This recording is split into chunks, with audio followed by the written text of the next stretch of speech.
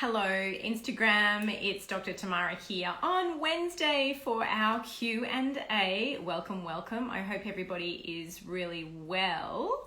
I'm just going to wait for a few people to jump on because tonight we are going to be talking about all things menopause and perimenopause. This is a really topical topic. Very good English there. How are you? I'm hoping that tonight's going to be really valuable for a few people. So as we're going along tonight, if you would like to drop any comments or questions, I'll try and pick them up in the feed as we go. I have already got some questions that have been asked previously from our little shout out from Sunday. And so I've got about half a dozen questions. And look, to be honest, these are really common questions that I get about menopause. So we might get started. Thank you so much for joining. I know, Empower, it is a struggle. Menopause is this time of life that not a lot of people like to talk about. It's like another phase of life, right? We all go through puberty and then we go through that reproductive phase in our life. And then we hit this menopause, but let's not talk about it. Let's not complain about it. Let's not let anybody know that we're suffering because goodness gracious, if we talked about the menopause, then what happens? But it's like a phase that we all have to go through at some time as women. And yet we're not really prepared for it when we come to it because nobody really tells us about it. So I want to talk about it today in answering these questions. And I just want to say, as I always do with these Q&A sessions on a Wednesday night, that this is very generic information that I'm giving you. It's as evidence-based as I can off the top of my head. It may not apply to you perfectly.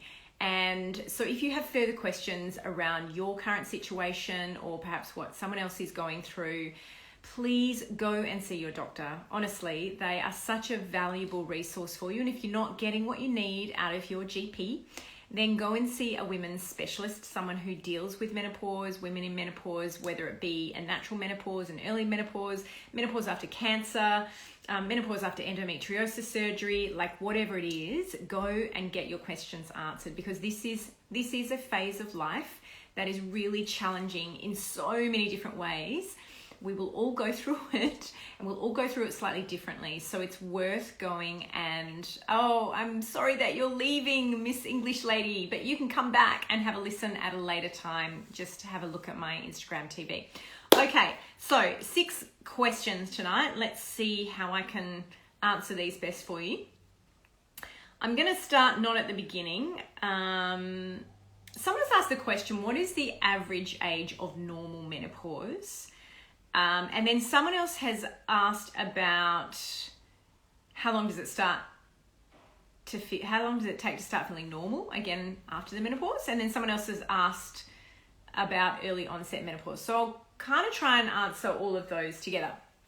So the definition of menopause is actually 12 months of no periods, so no menstrual cycles, together with menopausal range hormones, and I'll talk about that in a second, and or experience of menopausal symptoms. So you've got to have 12 months of no periods before you can get diagnosed with menopause. And often what we'll do is we'll also do some hormone levels. And the hormone levels that we're checking are the hormones that your pituitary gland produces to try and turn your ovaries on. So we call that FSH and LH. And they're often really, really high. So if you've had 12 months of no periods and you've got these menopausal range hormones, then bang, you get rubber stamped with menopause. But you don't get that diagnosis until you've had the 12 months of no periods, which makes it really hard because the 12 months of no periods means that your estrogen is bottoming out. Your estrogen is really low, often undetectable levels because the ovaries are no longer producing follicles and therefore the follicles are not producing estrogen. And so therefore you're not having a cycle and you'll often experience then the symptoms of menopause before you actually get rubber stamped with a diagnosis. And that is called the perimenopause, the time around the menopause. And the perimenopause can actually go for years. you can be experiencing menopausal symptoms, so the symptoms of low estrogen, for years before you actually get rubber stamped with menopause. And the reason is, even if you're having periods in this perimenopause, often the follicles are older follicles. They're not as robust as they were when we were 20. So their estrogen production is not as good. And so your peripheral tissues that normally respond to your normal levels of estrogen start to experience the effects of being understimulated by estrogen. And so you can actually experience menopausal symptoms in the perimenopause, which for women is just awful, because you're having cycles, albeit maybe a little bit irregular, maybe a little shorter than what you're experiencing earlier on in life. But you're also experiencing these symptoms that are consistent with menopause, but you don't recognize that. You don't recognize this as menopause because you're still having periods. And so this perimenopause can actually be an incredibly anxiety creating time for a woman, because they just don't know what is going on with me. I'm crying at the drop of a hat. I'm not sleeping properly anymore. I'm yelling at the kids. I can't stand my partner, my husband. I'm just like, stay away from me. I might be experiencing some changes in skin and hair and my waterworks. I'm not necessarily experiencing obvious hot flushes, but I might be hanging my foot out the bed at nighttime. Like, who am I?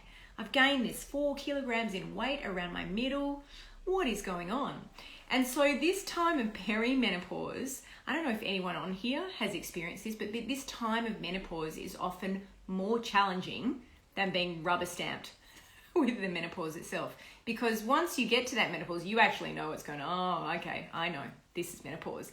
But before that, and that period of time can last absolutely a really long time, can be really challenging for women. So in answer to the first question, when is menopause supposed to happen? The average age of menopause is about 51. When you look at a standard deviation curve, remember those bell curves from high school? When you look at a standard deviation curve, normal menopause can having, hey K-glue, living the dream, that normal menopause can actually be anywhere from 45 years of age right up to about 55 years of age. So normal menopause, 45 to 55, average age of menopause is about 51. Anyone in that age range? Anyone starting to recognize some things about themselves? So, once we hit 45, menopause and perimenopause can pretty much happen anytime after that, and that is normal. That is physiologically normal. You hit menopause when you pretty much run out of eggs. Now, even at menopause itself, a woman will have some follicles in the ovaries. There'll probably be about 1,000 there. But we started off with millions when we were born. So gradually over our lifespan, we've lost them until the point at which the ovaries no longer respond to messaging from the brain to turn on a follicle and ovulate. So hopefully that answers that. So therefore, an early menopause happens under the age of 45. In fact, between the age of 40 and 45, that is classified as an early menopause. What is classified as a premature menopause, or what we term a premature ovarian insufficiency, is when the menopause happens before the age of 40. And that happens in about 1% of women and young women. And that's devastating, because there is something that has led to that. Either they never got their full cohort of eggs when they were blessed, when they were 20 weeks in their mummy's tummy, and so they kind of ran out early. Or there is some underlying cause, the most common of which we see is, about 50% of the time we find a diagnosis for premature menopause or premature ovarian insufficiency. About most of the time we don't. It's made up of genetic causes, and the list is as long as my arm, and I won't go into those. Autoimmune causes can cause an early destruction of the follicles, and they're often associated with autoimmune thyroid disease and autoimmune adrenal disease. Surgeries, damaging the ovaries, whether through doing surgery to the ovaries or an ovary twisting on itself and having to take the ovary out. Endometriosis can lead, particularly bad endometriosis involving the ovaries, can lead to a premature menopause. So there are a number of pathological reasons, and then a large percentage of women, of that 1%, we just never find a reason, which is devastating. So hopefully that kind of gives you a little bit of a schema. Now, what are the sorts of symptoms that you can expect when you experience menopause? Well, there's actually a scale that we use to kind of look through the symptoms, and you can find these yourselves. So I think two of the best resource sites that you can go and visit, one is called the Jean, Jean, Hales, Hailes, Jean Hales Foundation. And they use the green scale. So these are a group of 20 odd symptoms, and they're grouped into 3 categories. The first is the psychological symptoms. The second are the physical, often what we call the urogenital symptoms. And then we've got the vasomotor symptoms, which are the hot flushes, which is the most common symptom experienced in menopause and perimenopause. You can also find a similar symptom scale, symptom chart, checklist on menopause.org.au, which is the Australasian Menopause Society website. So you can actually go and get this checklist yourself, download it. I'd encourage you to, and actually go through the symptoms. If you're thinking, I think I'm approaching the menopause and experiencing some of these symptoms, go and do the checklist yourself. So the psychological symptoms, you can experience irritability, emotional ability, crying at the drop of a hat, short-temperedness, sleeplessness is a big one that goes in there, just overwhelming fatigue, loss of energy, feeling unhappy, depressed, crying, feeling dizzy or faint. They kind of fit into these kind of psychological symptoms. A lot of women explain that they have brain fog or loss of concentration. So they fall into those categories. The next group are kind of these physical symptoms, like you can get sort of pressure in your head, sometimes parts of the body feeling a bit numb, tingly, joint pain, muscle pain, headaches, particularly migraines. You can have never had migraines before and then just have these migraines that start to happen that you've never had, an increase in frequency of those. That can happen due to lower estrogen exposure, breathing difficulties. And then we've got the vasomotor symptoms. So they're things like your hot flushes, overwhelming sweating, particularly at night time. And then there's the loss in sexual intercourse, low libido, generalized disinterest. And then there's this weight gain thing. A lot of women describe the fact that I'm still doing the same physical activity, I'm still eating exactly the same, and yet I just gained this 4 kilos, this postmenopausal ring that sits around my waist. And I've done nothing different. So they're kind of the groups of symptoms, and I'd strongly encourage you to kind of do an assessment of yourself to see where you sit with regards to those symptoms. It's a really valuable thing to do. So let's just go back to our questions. I'm hoping I haven't got too off track here. Okay, so somebody has asked this question: is there anything I can do with the issues, with sexual issues through menopause, like loss of sexual interest, arousal, orgasm, vaginal dryness? Okay, so the urogenital symptoms, the vaginal dryness, happens as a result of loss of estrogenization. And so you can start by actually utilizing some estrogen, particularly locally in the vagina. You can take vaginal estrogens. Vaginal pessary is just a low potency estrogen that you can take, uterus or no uterus, and you don't have to take any opposing progesterone hormones. There's also vaginal moisturizers that you can actually get over the counter in your pharmacy, which also helps with kind of rejuvenating the tissues. So that's important. Things like libido, often taking a systemic hormone replacement will help. Sometimes taking a testosterone therapy after you've tried that, though I would always caution that you must take that with someone who is a specialist in menopause management and particularly testosterone therapy, because you can get some side effects that are unpleasant and also some that are irreversible if you're not taking the hormones correctly. So menopause hormone therapy is certainly an option, and I would encourage you to go and see your GP. And also, if you're not getting what you're needing there, go and speak to a gynecologist who has a special interest, or a reproductive endocrinologist who has a special interest in hormone therapy. But menopause hormone therapy is definitely something that can help.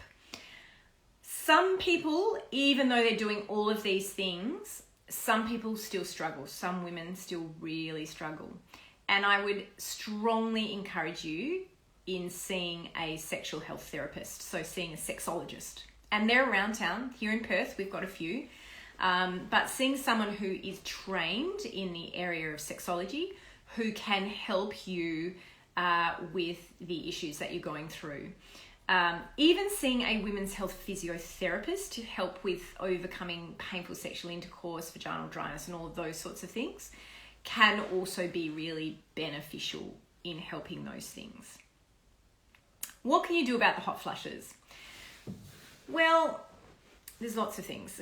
There are lifestyle things that you can be doing around hot flush management, and there is also menopause hormone therapy that you can use. So generally speaking, and again, you need to see your family doctor about this, or a women's health specialist. Generally speaking, a woman with a uterus should take, so estrogen is the hormone that you're wanting to replace to manage your menopausal symptoms. If you have a uterus, you must take progesterone therapy with that, because you don't want to get unopposed estrogen growing the lining and risking uterine cancers. Okay? So if you've got a uterus, you have to have estrogen replacement for your symptoms, and then progesterone replacement as well. If you do not have a uterus, then you just need estrogen alone, unless you have a history of endometriosis. But I would go and have a discussion with your doctor about menopause hormone therapy.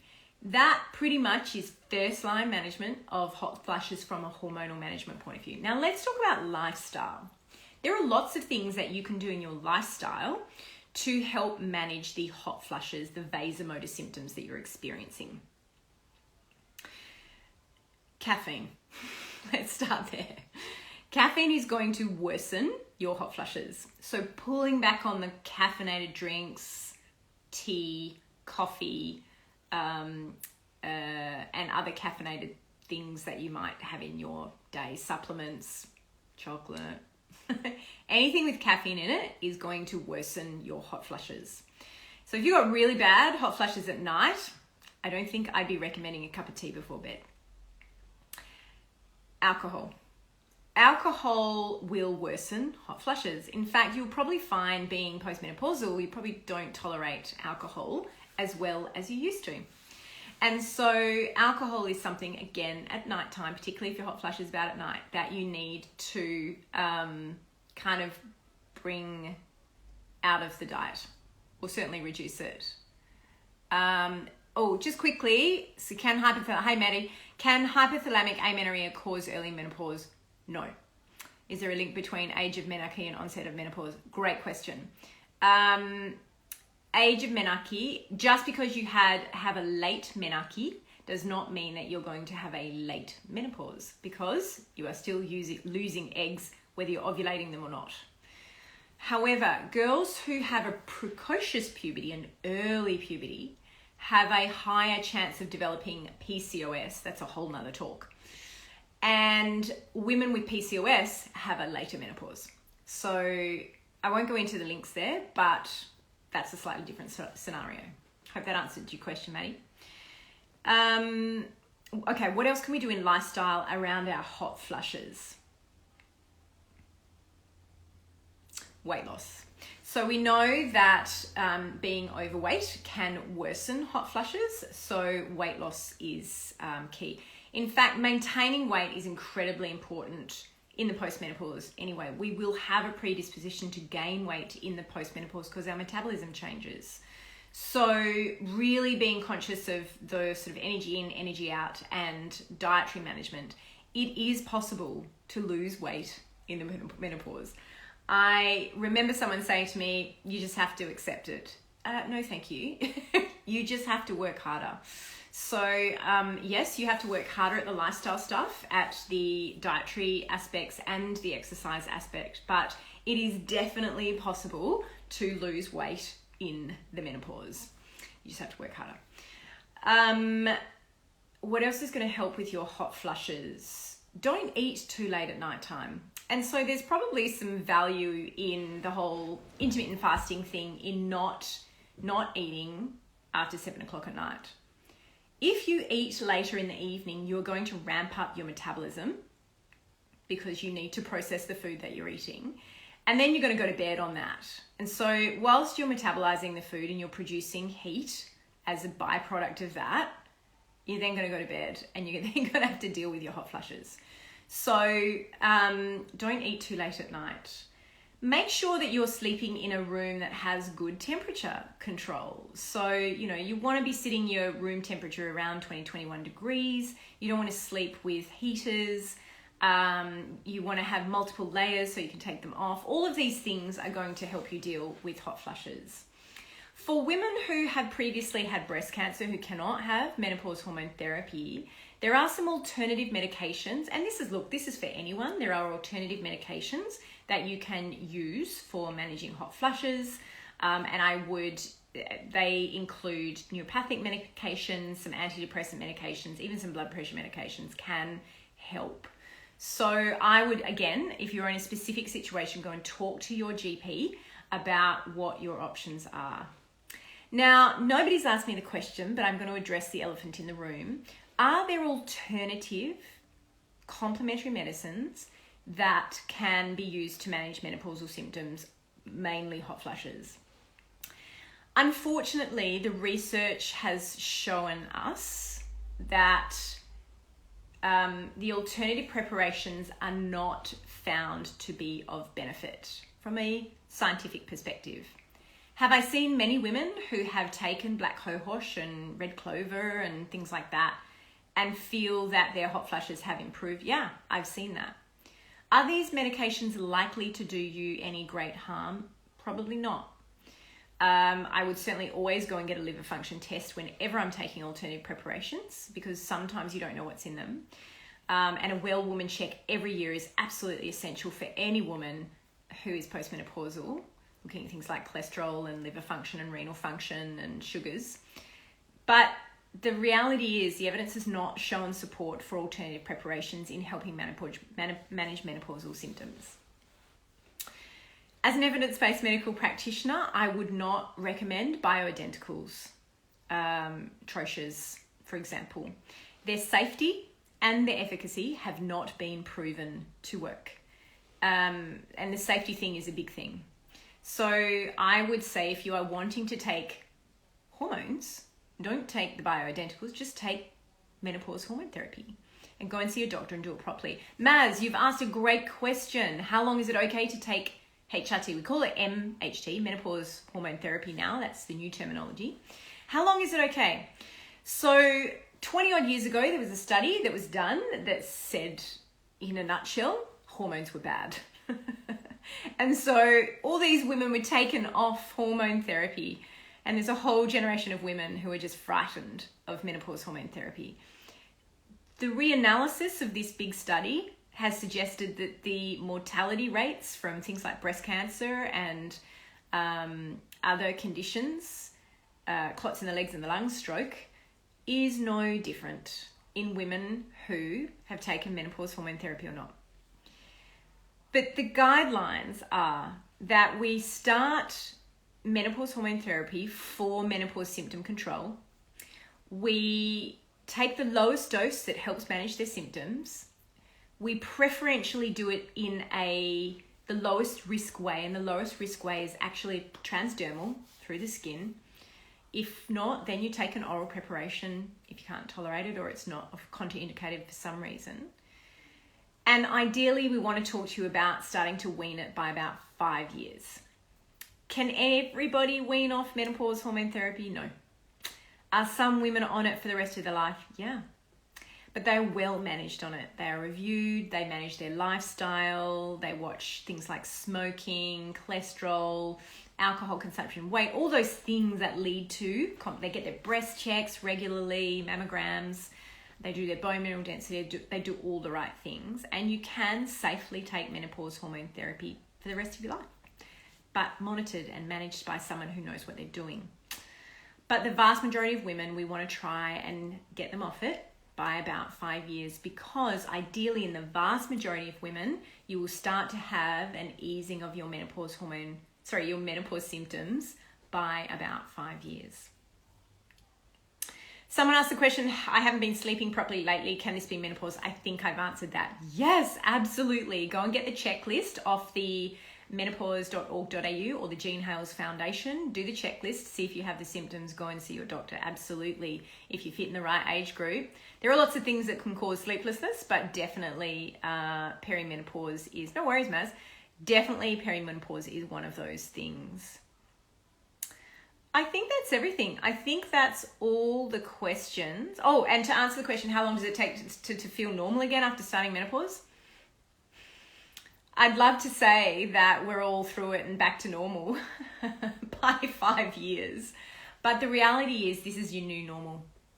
I think that life changes permanently. I think that you learn to adapt and you learn to live life at a slightly different level. And I think you learn to manage your symptoms in the new you. I'm so glad, K-Glue. I think I know you, K-Glue. I'm glad you joined in tonight. My pleasure. If there are any more questions, don't hesitate to pop them through. If you think that this has been a really valuable thing for somebody else that you know that might be going through this, would love to hear, then hopefully this will go through, if I do this correctly, to my IGTV.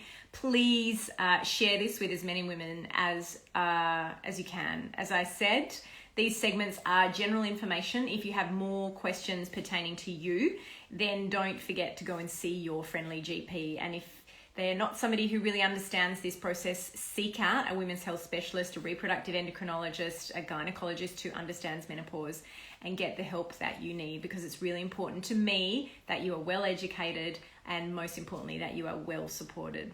Thank you for listening tonight. I hope you've gotten lots out of it. Have a beautiful rest of your week. Look after yourselves. Take care of your temples, because you've only got one, and hopefully I will see you again soon. Thanks for joining.